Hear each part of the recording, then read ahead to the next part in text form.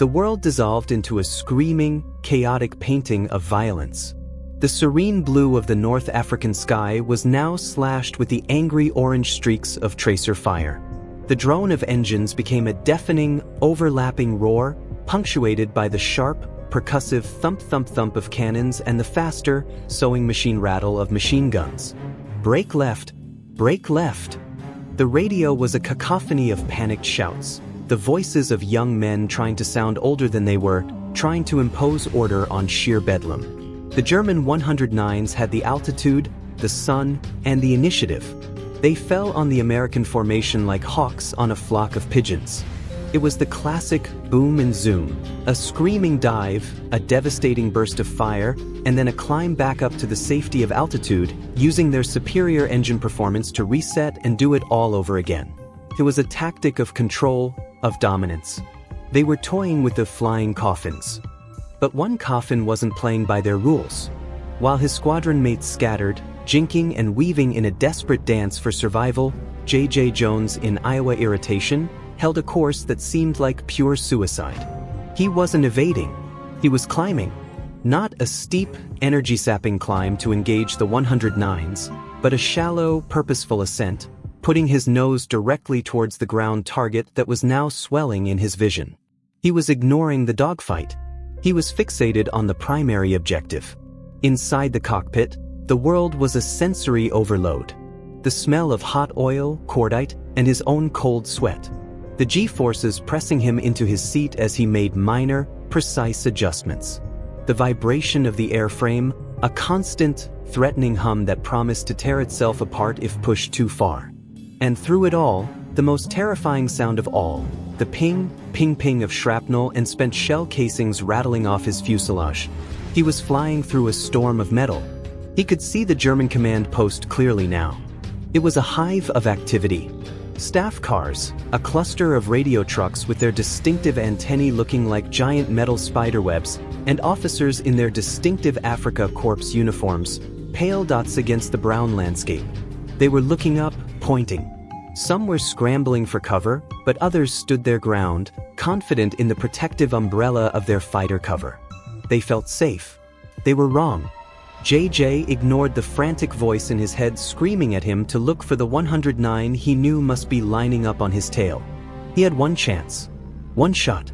He had to trust his wingman, a fresh-faced kid from Oklahoma named Charlie "Chip" Henderson, flying just off his starboard side. Chip's job was to be his eyes, to be his shield. It was an immense burden to place on a 19-year-old. JJ, you got one on your 6. He's coming in hot. Chip's voice was high, tight with fear.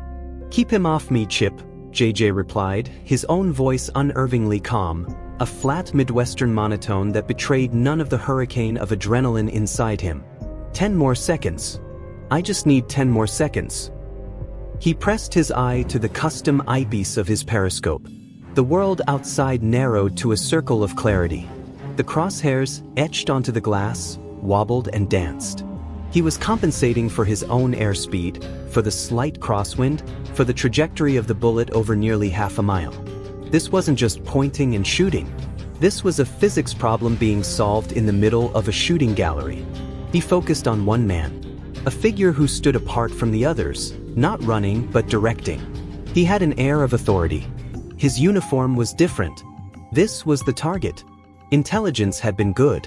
Meanwhile, Chip Henderson was fighting the fight of his life. He threw his P-40 into a hard turn, his wings nearly perpendicular to the ground, his engine screaming in protest as he tried to get a bead on the 109 that was now firmly locked onto JJ's tail. Tracer fire zipped past his own canopy, close enough that he could feel the heat.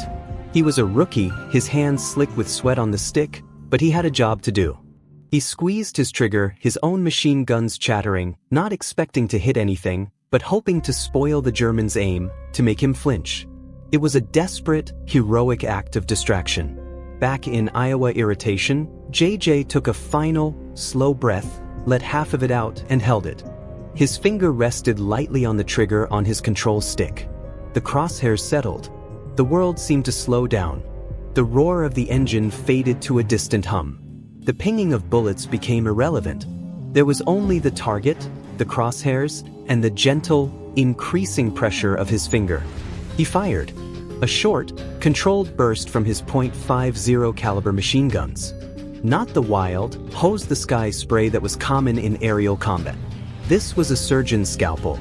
A 3-round burst. BRP. The sound was swallowed by the chaos. For a heart-stopping second, nothing happened. Had he missed? Had the toy failed? Had the wind, the speed, the stress thrown his calculation off by a fatal fraction of a degree? And then he saw it. Through the periscope, he saw the figure he'd been aiming at simply collapse. It wasn't a dramatic explosion. It was a sudden, shocking absence of movement. The officers around him scattered, diving for cover, the illusion of safety utterly shattered.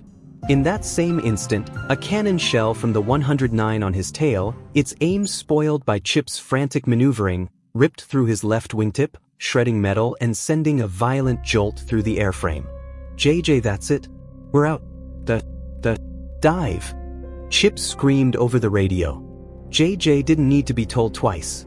He shoved the stick forward, the G-forces now pushing him up against his harness as the Warhawk's nose dropped and it plunged toward the desert floor.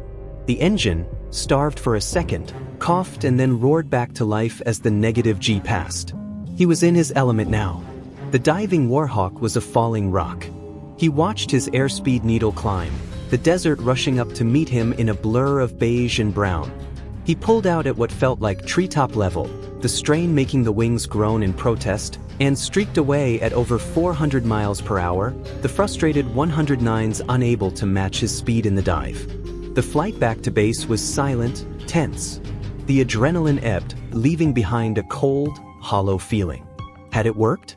Had his insane gamble actually paid off? He looked over at Chip, flying formation beside him. Chip gave him a shaky thumbs up. He'd made it. They'd both made it. When they landed, the mechanics swarmed over Iowa irritation, whistling at the damage to the wingtip.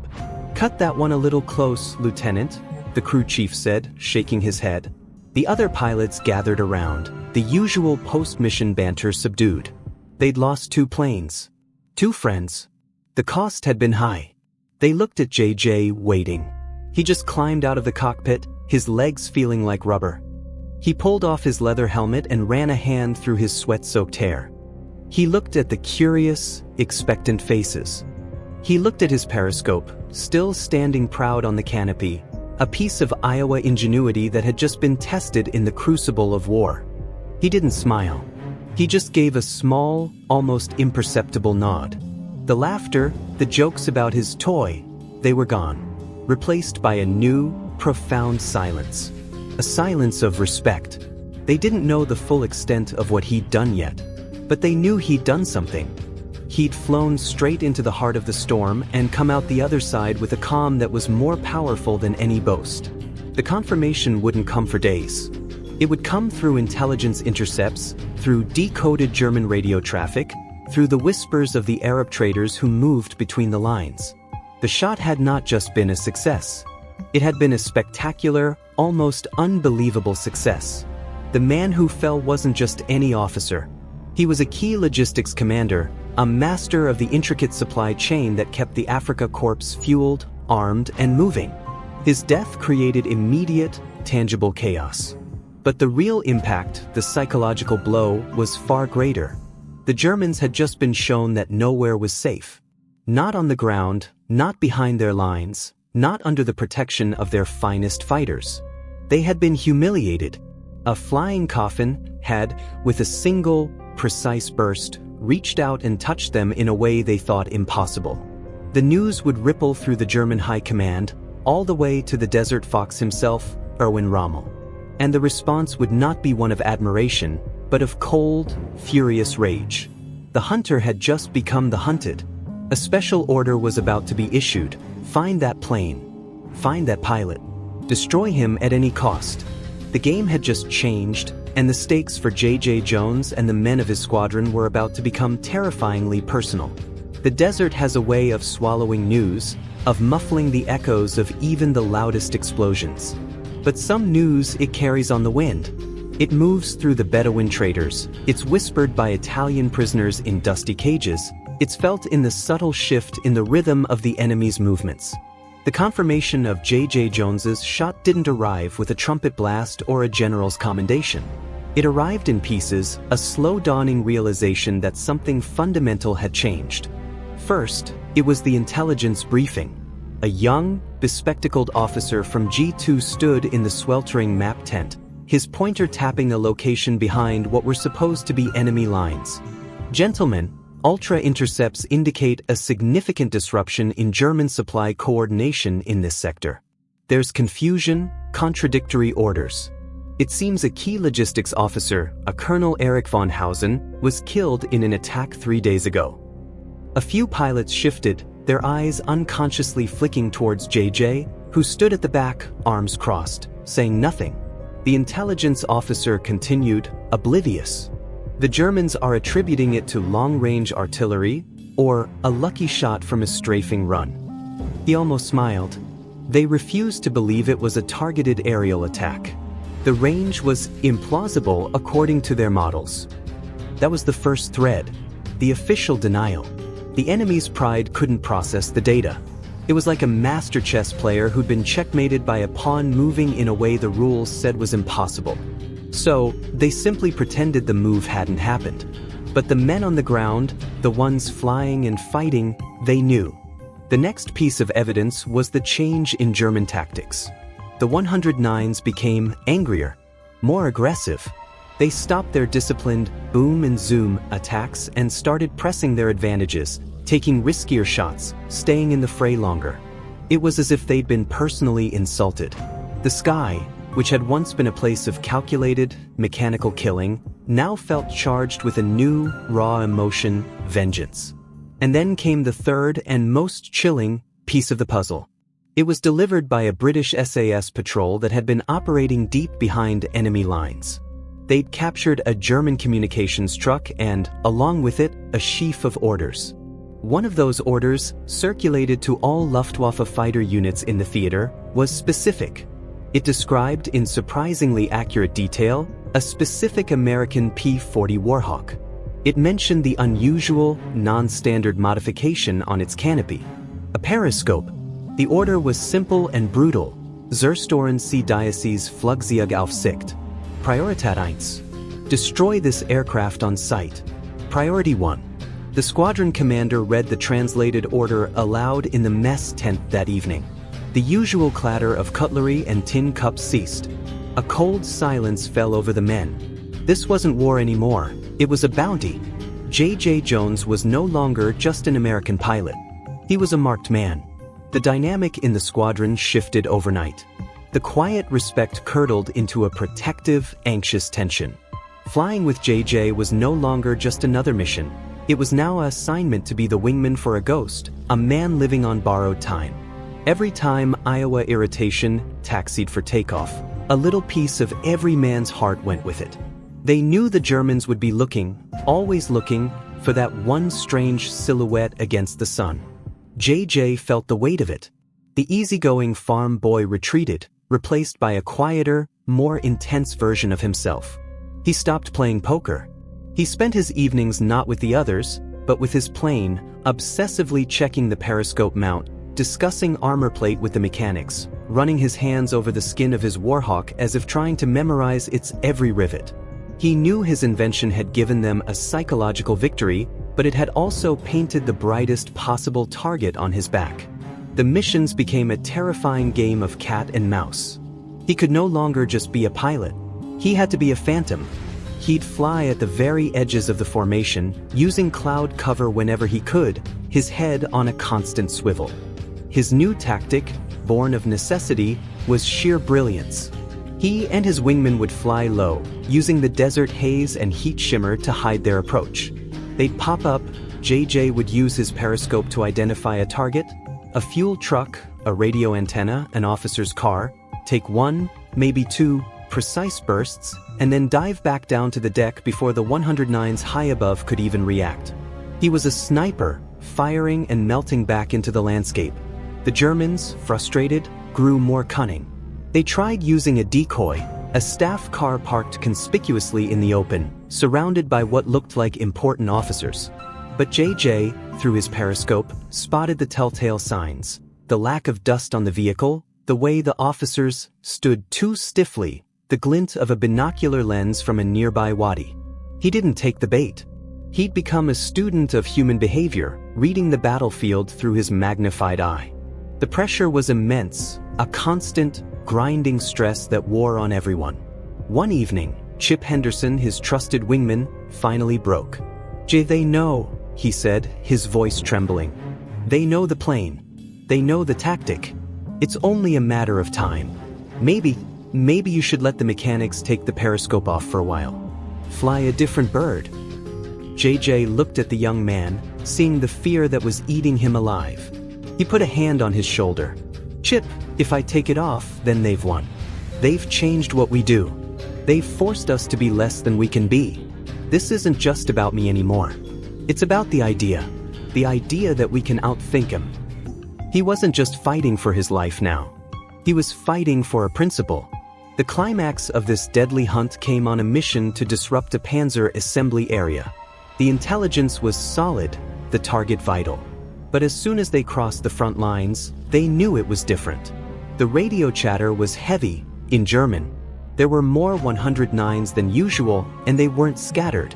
They were stacked, layered, waiting. It was a trap, specifically designed for him. The moment Iowa irritation was identified, the sky erupted. It wasn't a dogfight, it was a coordinated kill. Two 109s peeled off from high altitude, not diving to attack the formation, but diving directly, relentlessly, for JJ's plane. They ignored every other American aircraft. Their cannon fire walked through the sky, not aiming to harass, but to destroy. They're all over you. Chip yelled, his voice cracking as he threw his plane in front of a stream of 20mm shells meant for his leader. Jinked, weaved, dove, and climbed, throwing his Warhawk around the sky in a violent, desperate ballet. The G-forces mashed him into his seat, then slammed him against his harness. The engine screamed. The periscope, his miracle tool, was now a liability, a handle for death to grab onto. He couldn't use it. He couldn't even look. He was flying purely on instinct, on the feel of the stick in his hand and the prayers on his lips. Chip was his angel that day. Flying with a courage that defied his years, he positioned his own vulnerable Warhawk between JJ and the attackers, again and again. Tracers zipped past his canopy. A cannon shell tore a chunk out of his right aileron, making his plane shudder violently, but he held formation. He returned fire, not expecting to hit, but to spoil, to distract, to buy seconds. In those fleeting, precious seconds of respite, JJ would glance down, get a rough bearing on the target, and fire a quick, unaimed burst in its general direction before having to brake again to avoid the hounds on his tail. It was a far cry from his surgical sniping. It was wild, desperate, a man fighting for his life with his back against the wall. One of the 109s, overeager, misjudged a dive and presented its belly to Chip. It was a 1-in-a-million shot. Chip, his hand steady now with a strange, cold fury, squeezed his trigger. His .50 cal rounds walked up the fuselage of the German fighter, chewing into its cockpit. The 109 wobbled, trailed smoke, and then spun away, vanishing into the haze below. One down. The remaining German, seeing his wingman fall and the ferocity of the defense, broke off. The trap had failed. The flight home was the longest of JJ's life. Chip's plane was riddled with holes, flying on a wing and a prayer. Iowa irritation had taken hits too, but was still flying true. They landed, and as JJ cut the engine, a profound exhaustion washed over him. He had survived, but he knew, with a certainty that chilled his blood, that this was only the beginning. The Germans would not stop. They would learn from their failure and come back with a better plan. He had won the day, but the war for the sky had just gotten a lot more personal and a lot more deadly. The quiet ingenuity of a farm boy from Iowa had thrown the mighty Luftwaffe into a frenzy, and they would not rest until he and his toy were wiped from the face of the earth. As JJ sat in the debriefing tent, the full weight of the trap settling on him, a new intelligence report was laid on the table. Photos, grainy and taken from a high-altitude reconnaissance Spitfire. They showed the panzer assembly area they had just attacked. And there, amidst the chaos, was clear evidence that his desperate, unaimed firing run had not been in vain. He had, against all odds, hit a primary target. The Germans, in their single-minded focus to kill one man, had left their real objective vulnerable. The irony was thick enough to taste. But the report contained one more detail, a piece of information that turned his blood to ice. The Germans, it seemed, were not just relying on their pilots anymore. They were bringing in a specialist, a lone wolf ace, a man known for hunting specific aircraft, a pilot with a reputation for patience, cunning, and a kill count that was the stuff of nightmares. His name was Oberleutnant Klaus Richter, and his orders were simple: find the American with the Periscope. And the story, the deadliest duel of J.J. Jones's life, was now officially on. The name landed in the squadron not with a bang, but with a slow, creeping dread, like a desert chill seeping into a tent after sunset. Oberleutnant Klaus Richter. The intelligence officers said it with a certain grim respect. The veteran pilots who'd fought in the European theater before North Africa, their faces went pale. They'd heard the stories. Richter wasn't like Marseille, the flamboyant star. He was the opposite. He was a ghost, a predator of the high altitudes. His nickname among the Germans was Der Schatten, the Shadow. He didn't have 100 kills. He had a precise, terrifying tally of specific, high-value aircraft, reconnaissance planes, bombers, and on 3 confirmed occasions, other aces. He was a specialist in ending legends. He flew not for glory, but for the cold, clinical satisfaction of a problem solved. He was the scalpel the Luftwaffe was now sending in after the sledgehammers had failed. The knowledge changed the air itself. Every mission briefing now felt like a eulogy in waiting. When JJ walked to his plane, Iowa irritation, now patched and repatched, the mechanics wouldn't just give him a thumbs up. They'd grip his shoulder, a silent, solemn gesture. Chip Henderson, who had earned a Silver Star and a new, deep-set fear in his eyes, flew tighter formation than ever, his head constantly swiveling, scanning the empty blue above for a shadow that shouldn't be there. He wasn't just fighting for his life now. He was fighting for a principle. The climax of this deadly hunt came on a mission to disrupt a panzer assembly area. The intelligence was solid, the target vital. But as soon as they crossed the front lines, they knew it was different. The radio chatter was heavy, in German. There were more 109s than usual, and they weren't scattered. They were stacked, layered, waiting. It was a trap, specifically designed for him. The moment Iowa irritation was identified, the sky erupted. It wasn't a dogfight, it was a coordinated kill. 2 109s peeled off from high altitude, not diving to attack the formation, but diving directly, relentlessly, for JJ's plane. They ignored every other American aircraft. Their cannon fire walked through the sky, not aiming to harass, but to destroy. "Jay, they're all over you," Chip yelled, his voice cracking as he threw his plane in front of a stream of 20mm shells meant for his leader. G jinked, weaved, dove, and climbed, throwing his Warhawk around the sky in a violent, desperate ballet. The G-forces mashed him into his seat, then slammed him against his harness. The engine screamed. The Periscope, his miracle tool, was now a liability, a handle for death to grab onto. He couldn't use it. He couldn't even look. He was flying purely on instinct, on the feel of the stick in his hand and the prayers on his lips. Chip was his angel that day. Flying with a courage that defied his years, he positioned his own vulnerable Warhawk between JJ and the attackers, again and again. Tracers zipped past his canopy. A cannon shell tore a chunk out of his right aileron, making his plane shudder violently, but he held formation. He returned fire, not expecting to hit, but to spoil, to distract, to buy seconds.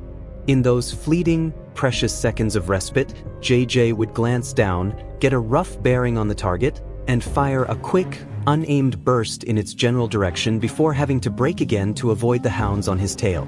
It was a far cry from his surgical sniping. It was wild, desperate, a man fighting for his life with his back against the wall. One of the 109s, overeager, misjudged a dive and presented its belly to Chip. It was a 1-in-a-million shot. Chip, his hand steady now with a strange, cold fury, squeezed his trigger. His .50 cal rounds walked up the fuselage of the German fighter, chewing into its cockpit. The 109 wobbled, trailed smoke, and then spun away, vanishing into the haze below. One down. The remaining German, seeing his wingman fall and the ferocity of the defense, broke off. The trap had failed. The flight home was the longest of JJ's life. Chip's plane was riddled with holes, flying on a wing and a prayer. Iowa Irritation had taken hits too, but was still flying true. They landed, and as JJ cut the engine, a profound exhaustion washed over him. He had survived. But he knew, with a certainty that chilled his blood, that this was only the beginning. The Germans would not stop. They would learn from their failure and come back with a better plan. He had won the day, but the war for the sky had just gotten a lot more personal and a lot more deadly. The quiet ingenuity of a farm boy from Iowa had thrown the mighty Luftwaffe into a frenzy, and they would not rest until he and his toy were wiped from the face of the earth. As JJ sat in the debriefing tent, the full weight of the trap settling on him, a new intelligence report was laid on the table. Photos, grainy and taken from a high-altitude reconnaissance Spitfire. They showed the panzer assembly area they had just attacked. And there, amidst the chaos, was clear evidence that his desperate, unaimed firing run had not been in vain. He had, against all odds, hit a primary target. The Germans, in their single-minded focus to kill one man, had left their real objective vulnerable. The irony was thick enough to taste. But the report contained one more detail, a piece of information that turned his blood to ice. The Germans, it seemed, were not just relying on their pilots anymore. They were bringing in a specialist, a lone wolf ace, a man known for hunting specific aircraft, a pilot with a reputation for patience, cunning, and a kill count that was the stuff of nightmares. His name was Oberleutnant Klaus Richter. And his orders were simple: find the American with the Periscope. And the story, the deadliest duel of J.J. Jones's life, was now officially on. The name landed in the squadron not with a bang, but with a slow, creeping dread, like a desert chill seeping into a tent after sunset. Oberleutnant Klaus Richter. The intelligence officers said it with a certain grim respect. The veteran pilots who'd fought in the European theater before North Africa, their faces went pale. They'd heard the stories. Richter wasn't like Marseille, the flamboyant star. He was the opposite. He was a ghost, a predator of the high altitudes. His nickname among the Germans was Der Schatten, the Shadow. He didn't have 100 kills. He had a precise, terrifying tally of specific, high-value aircraft, reconnaissance planes, bombers, and on 3 confirmed occasions, other aces. He was a specialist in ending legends. He flew not for glory, but for the cold, clinical satisfaction of a problem solved. He was the scalpel the Luftwaffe was now sending in after the sledgehammers had failed. The knowledge changed the air itself. Every mission briefing now felt like a eulogy in waiting.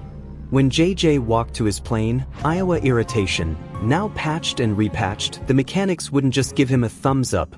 They'd grip his shoulder, a silent, solemn gesture. Chip Henderson, who had earned a silver star and a new, deep-set fear in his eyes, flew tighter formation than ever, his head constantly swiveling, scanning the empty blue above for a shadow that shouldn't be there. JJ felt the focus narrowing, the world shrinking down to this impending, personal conflict. He stopped sleeping. He'd lie on his cot, the canvas smelling of dust and sweat, and run through scenarios in his head. He knew Richter's tactics, what little was known of them. The man favored the high-altitude ambush. He would sit patient as a spider at 30,000 feet, his Bf-109G optimized for that thin, cold air where the P-40 wheezed and struggled. He would wait for his moment, then make one single, devastating pass. One kill. Then he would vanish. He wouldn't engage in a dogfight. He wouldn't be drawn down to the Warhawks level. It was a battle JJ knew he couldn't win on the enemy's terms. He had to change the game. He spent days in the machine shop, not talking, just sketching, thinking.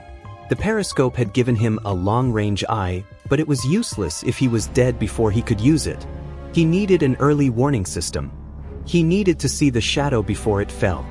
His solution was, like the periscope itself, brilliantly simple. He had the mechanics rig a small, convex mirror, taken from a wrecked truck, onto his portside cockpit frame. It was angled to give him a sliver of a view directly above and behind his head, the one blind spot every pilot fears, the spot from which a high-side attack would come. It wasn't much. It was a piece of junk, really, but it was a start. He was trying to see the unseen. The waiting was the worst part. For 2 weeks, they flew missions. They strafed convoys, they bombed supply dumps, they tangled with the regular 109s. But there was no sign of Richter. It was like waiting for a thunderclap in a cloudless sky. The tension was a wire-stretched taut, fraying everyone's nerves. Some of the pilots started wishing he'd just show up, just get it over with. JJ knew better. Richter was a psychologist. He was letting the fear do his work for him. The breaking point came on a routine patrol over the desolate, featureless expanse of the Sahara's edge. The sky was a deep, empty azure, the sun a hammer on the canopy. It was quiet. Too quiet. The radio chatter had died down. They were alone in the immensity. And then Chip's voice, tight and high, high at 12 o'clock. A single bogey. Coming down fast. JJ's heart didn't just pound, it seemed to stop altogether. He didn't look up through the canopy. He snapped his eyes to the little truck mirror he'd mounted. And there it was. A tiny, dark speck, swelling with terrifying speed. A single 109, falling out of the sun like a bolt of polished, malevolent lightning. It wasn't weaving. It wasn't jinking. It was a straight, committed, murderous dive. Straight for him. This was it. Der Schatten. Time didn't slow down. It shattered. Instinct, born of 100 fights and 1,000 fears, took over. JJ didn't try to climb. He didn't try to turn. He did the one thing the P-40 could do that the 109 couldn't match with the same brutal efficiency. He slammed the stick forward and shoved the throttle through the gate. Iowa irritation stood on its nose and plunged for the earth. The G-force slammed JJ into his harness. The engine screamed. The airspeed needle quivered, then raced around the dial. The desert, a distant brown sheet, rushed up to become a detailed map of death. He risked a glance in his rearview mirror. The 109 followed, but it was holding back, not committing to the full, airframe-straining dive. Richter was smart. He was waiting for the pullout. He knew the P-40 would have to level off, and in that moment of reduced speed and increased profile, he would have his shot. JJ knew it too. This was the trap. He was the rabbit, running for the burrow he knew wasn't there. He couldn't just pull out. Richter would nail him. He had to do something else. Something insane. He held the dive. The airframe began to vibrate, a shuddering, metallic scream that promised to tear the wings off. 400 miles per hour. For 50. The desert was no longer a map. It was individual rocks, scrub brush, a terrifying level of detail. Chip was screaming something over the radio, his voice distorted by panic and G-forces. JJ ignored it. His eyes were fixed on the airspeed indicator, on the shaking world outside, and on the reflection of the predator behind him. At the last possible second, the point of no return, he didn't pull back on the stick. He hauled it back into the left with all his strength, stomping on the left rudder pedal. The Warhawk didn't level out. It sliced into a screaming high G-turn just a few hundred feet above the desert floor, using the ground itself as a shield. The strain was monstrous. Blackness crept in from the edges of his vision. He was graying out. He fought it, grunting, straining every muscle. In his mirror, he saw the 109, committed now, try to follow. But it was too late and the turn was too tight at that speed. The German pilot, the unflappable Richter, was forced to pull up, sacrificing his firing solution to avoid plowing into the desert. He soared back up into the sky, his first attack thwarted. JJ had survived the first pass. But he was now low, slow, and bleeding energy. He was a wounded animal on the ground, and the Hawk was circling for another strike. He scanned the desert floor desperately, and then he saw it. A wadi, a dry riverbed, snaking through the landscape.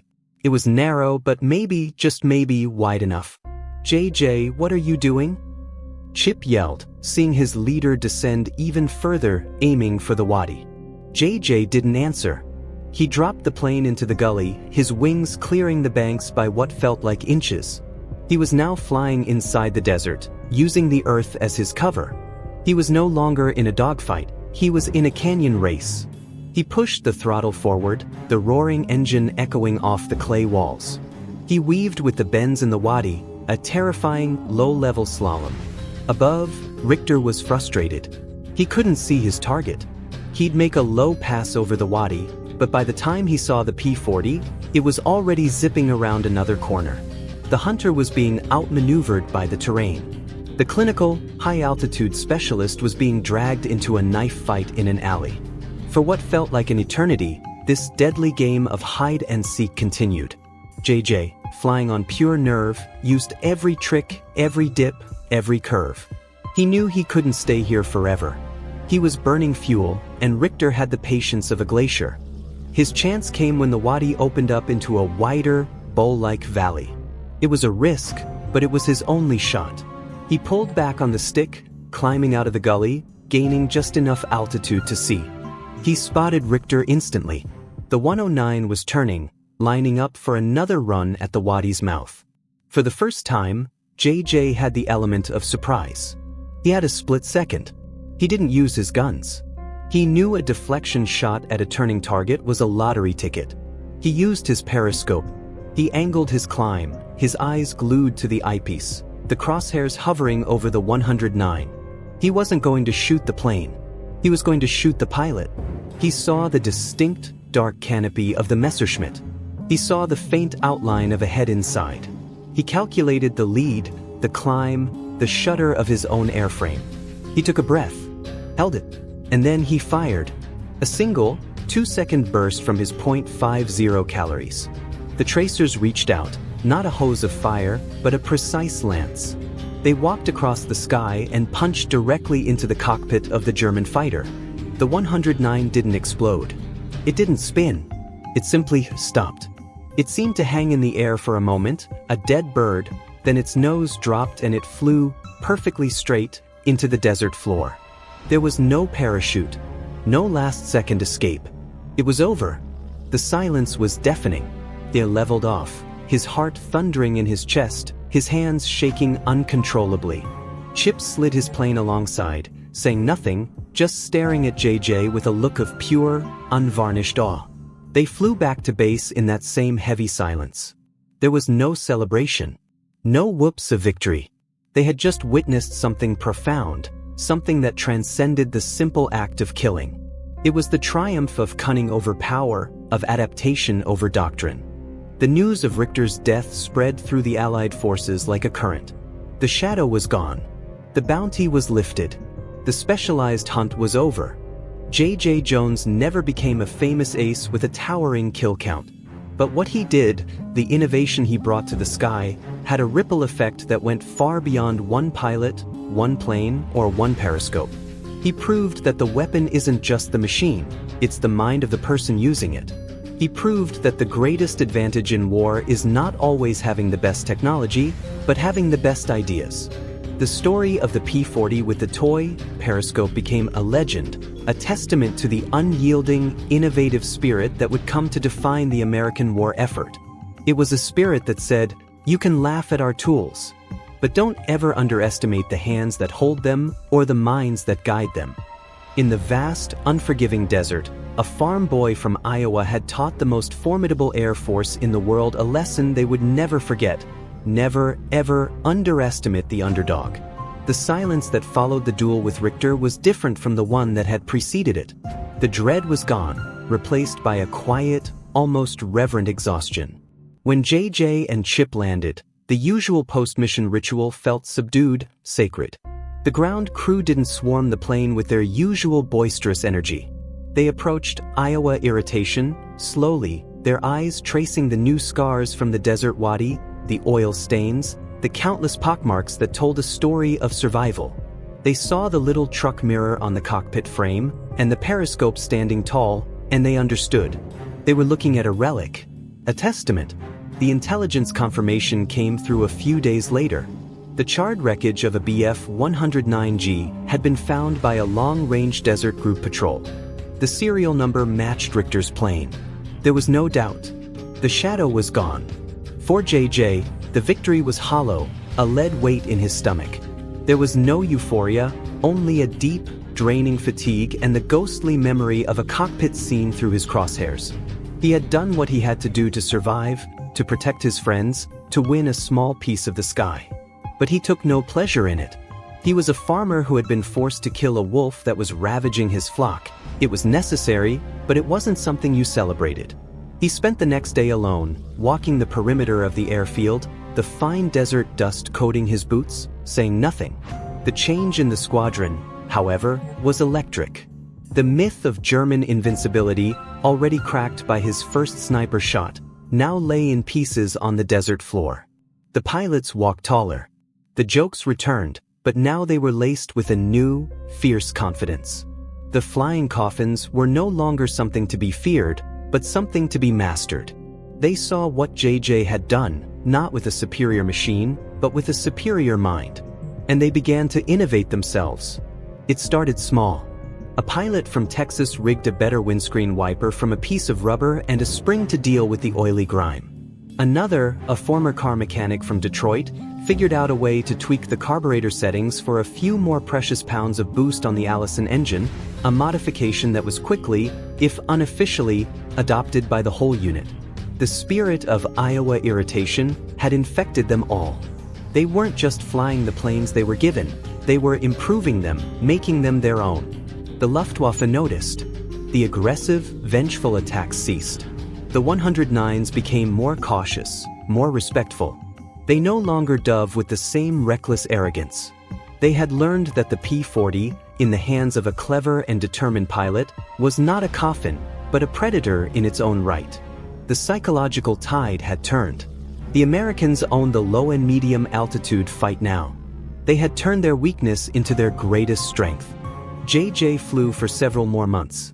The periscope became a permanent, if still unique, feature of his plane.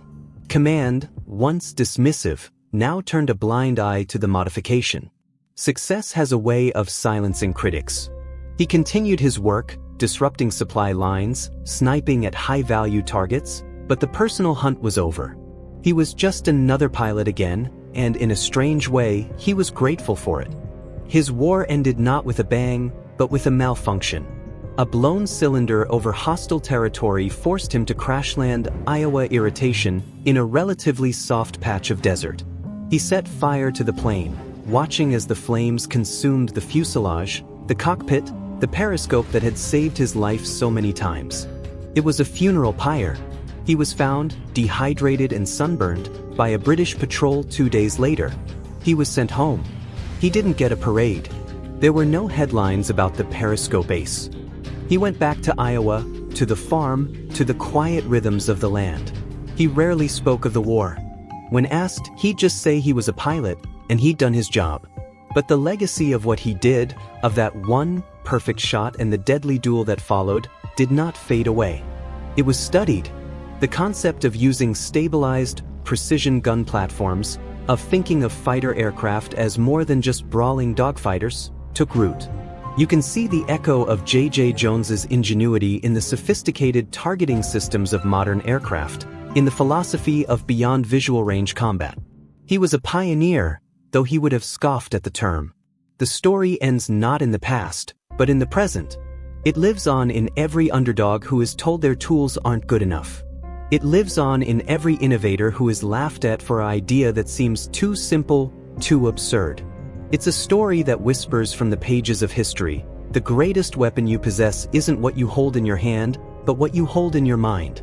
The Germans laughed at a gunner's toy periscope, right up until the moment it changed the war. So, what's your periscope? What idea are others dismissing that could, against all odds, change your world? The desert sand has long since buried the wreckage of the planes, both American and German.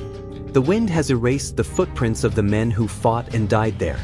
But the lesson remains, etched not in stone, but in spirit. Never, ever underestimate the power of a good idea and the determined heart of the person who believes in it. J.J. Jones came home to an Iowa that was both exactly the same and utterly transformed. The same oak tree stood sentinel by the farmhouse lane. The same rich, black earth smelled of life after a rain. But the boy who had left was gone, replaced by a man with ancient eyes who carried the silence of the desert within him. His father, a man of few words, simply clasped his shoulder, the calloused grip saying more than any speech could. His mother wept, her tears washing away 3 years of fear. He tried to slip back into the rhythm of the land. He rose before the sun, the habit of dawn patrols too ingrained to break. The roar of the tractor engine was a poor substitute for the thunder of the Allison, and the vast, quiet fields were a world away from the cramped, vibrating cockpit. He'd find himself staring at the horizon, not at the neat lines of corn, but at some distant point in the sky, his mind replaying the feel of the stick, the smell of cordite, the image of a speck in a rearview mirror growing with terrifying speed. The war was over, but the battle for peace had just begun. The local newspaper did a small piece on his return. Local flyer home from African front. It mentioned his distinguished flying cross, but not the Periscope, not Richter. The real story was locked inside him, a ghost that rode in the tractor with him, that sat at the dinner table. People would ask, of course. At the general store, over a beer at the VFW, they'd want to know what it was like. Did you shoot down many Germans, JJ? He'd just shrug, a slow, weary motion. Did my job, he'd mumble, and find a reason to be somewhere else. How could he explain the clinical precision of a sniper's shot to men whose idea of combat was from John Wayne movies? How could he describe the cold, personal nature of a duel against a ghost, a man whose name he knew, whose death he had orchestrated with such terrifying intimacy? He couldn't. So he buried it deep beneath the Iowa soil, hoping it would compost into something less painful. Meanwhile, in a world JJ could scarcely imagine, the seeds he had planted were taking root. The story of the P-40 with the Periscope hadn't made headlines, but it had circulated through the technical and tactical circles of the newly formed United States Air Force. It was a curiosity at first, a footnote in after-action reports. But for a certain kind of officer, an engineer, a thinker, a visionary, it wasn't a footnote. It was a blueprint. The lesson wasn't that every plane needed a periscope. The lesson was far more profound. Dominance comes from information and precision, not just from firepower. J.J. Jones had turned a mediocre dogfighter into a lethal sniper's platform by extending his vision and improving his aim. He had redefined the very purpose of his aircraft in the middle of a war. A young, brilliant engineer at Bell Aircraft, named Bob, read a debriefing report that mentioned the field modification.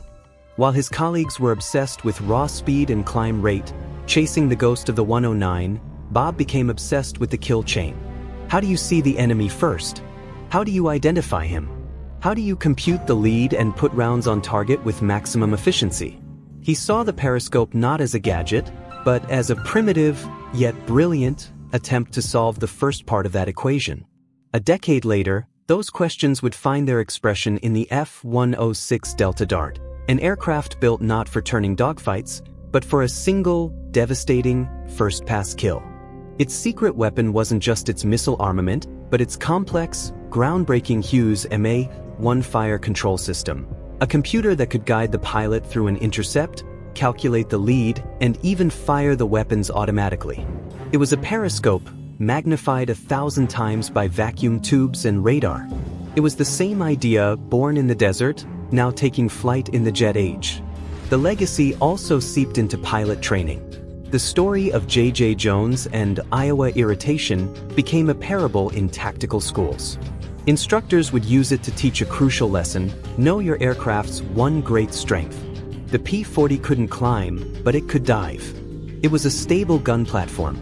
Jones didn't try to make his plane something it wasn't. He amplified what it was. He fought on his terms, not the enemy's.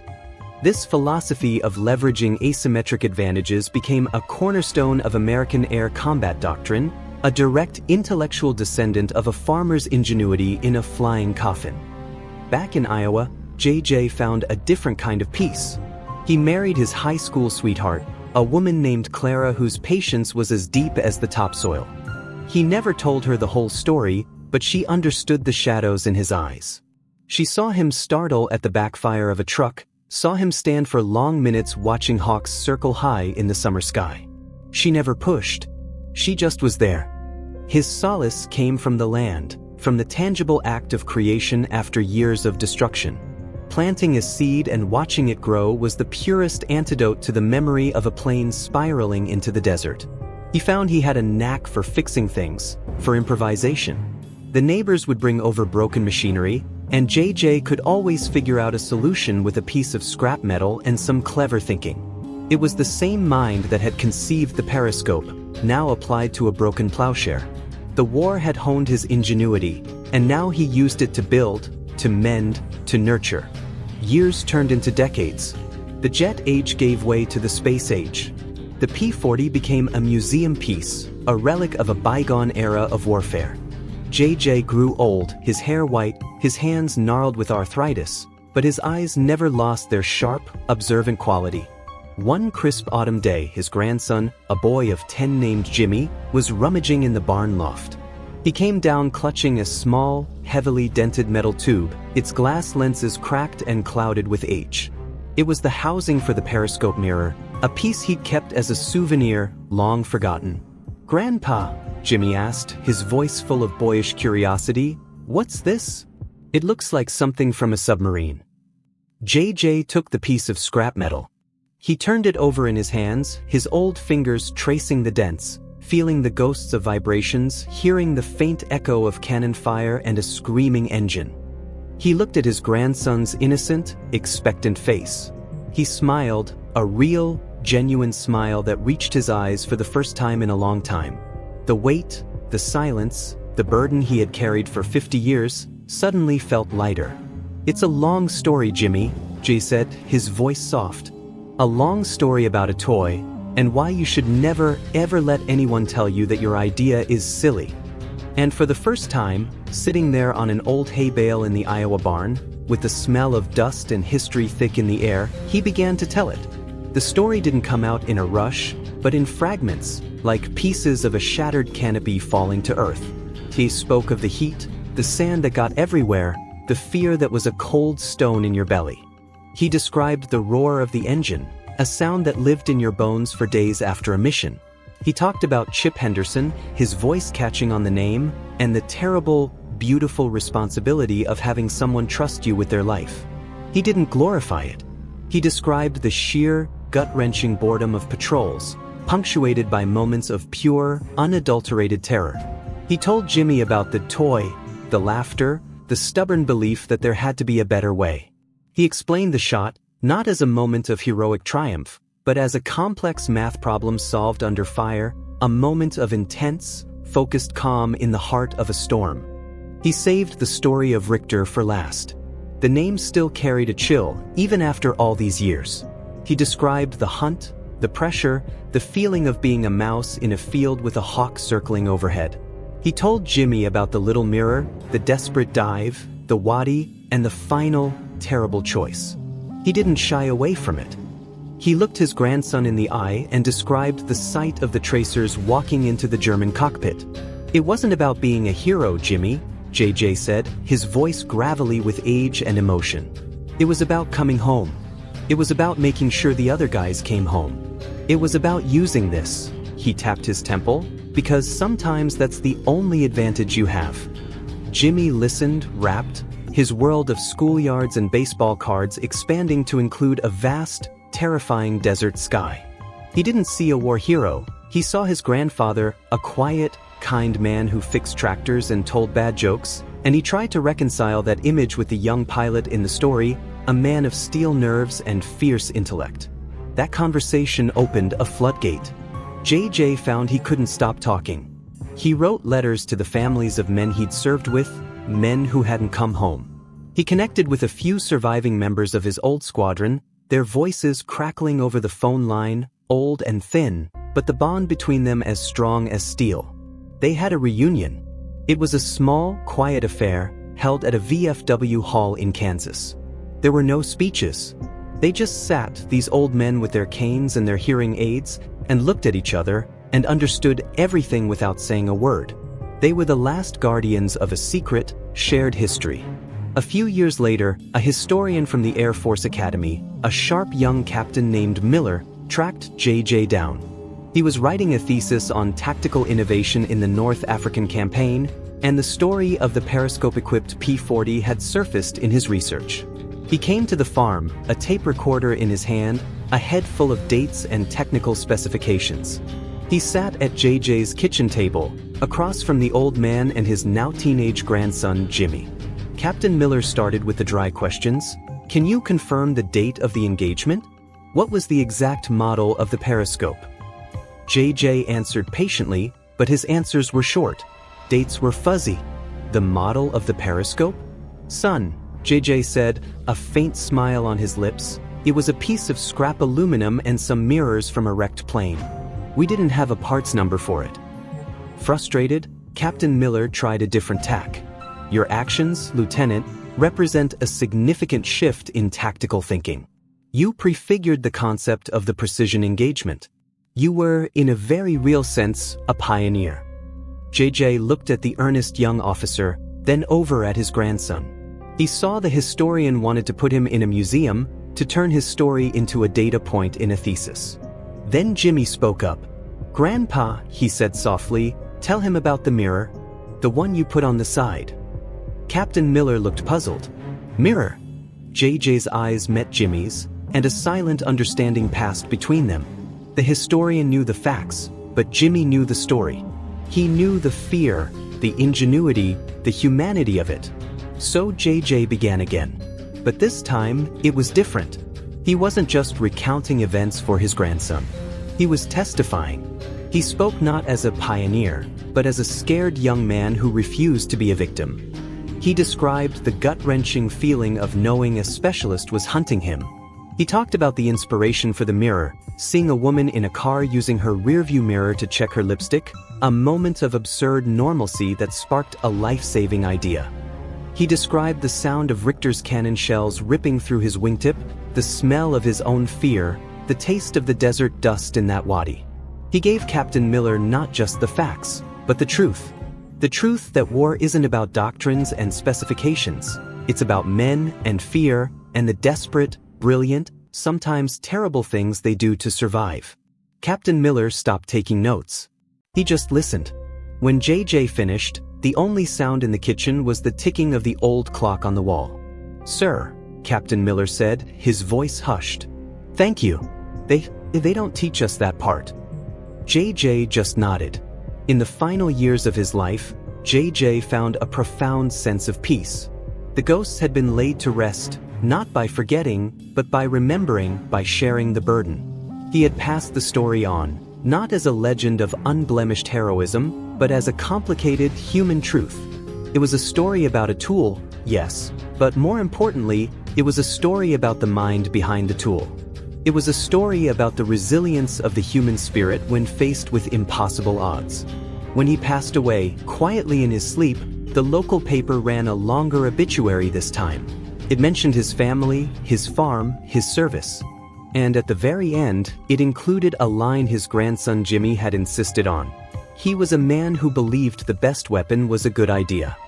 The legacy of J.J. Jones isn't just in the technological evolution of air combat.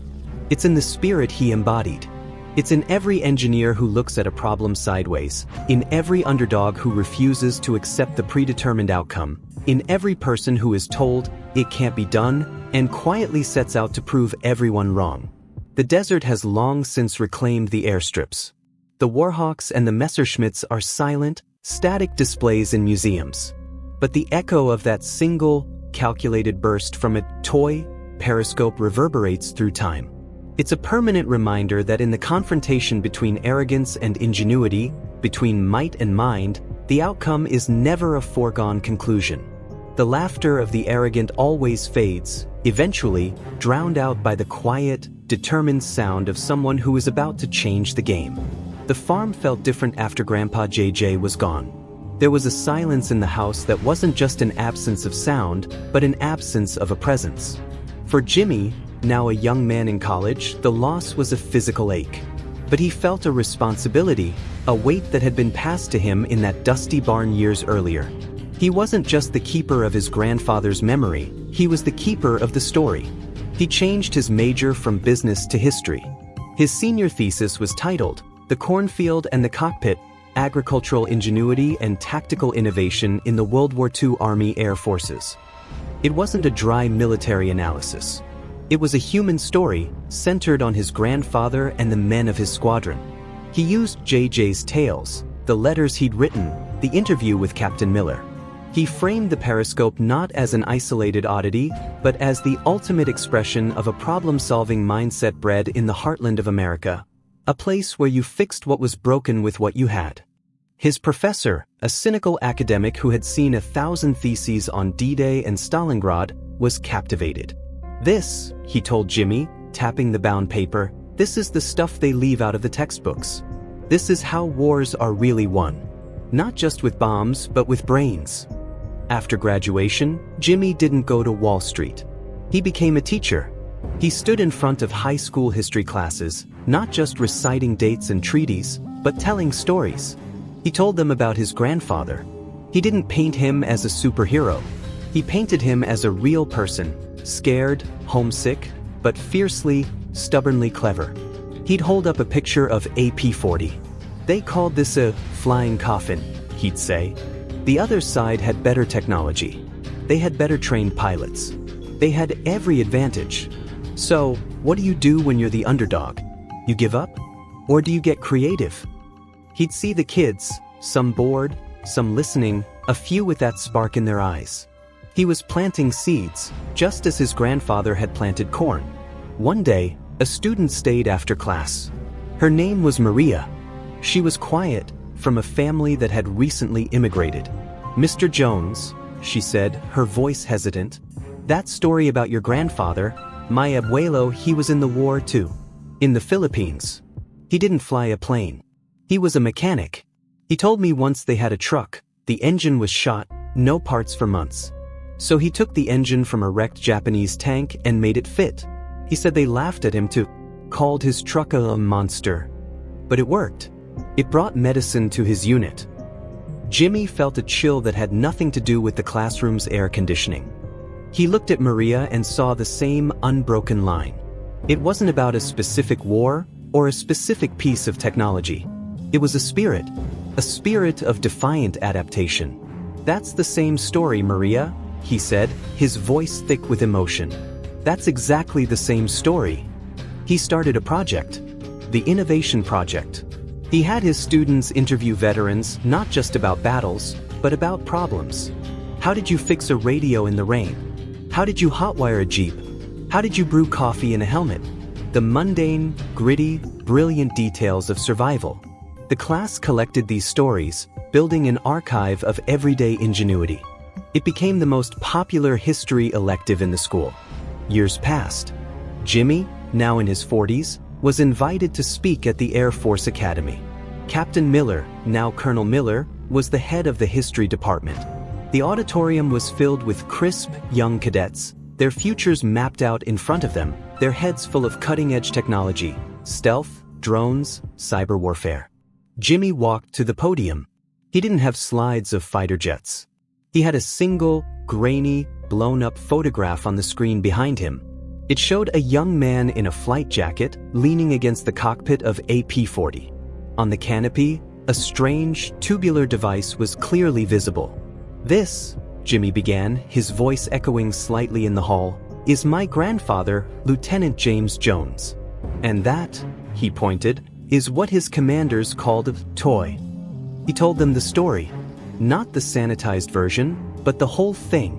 The fear, the laughter, the dust, the mirror, the wadi, the terrible, precise shot that ended a duel with a ghost.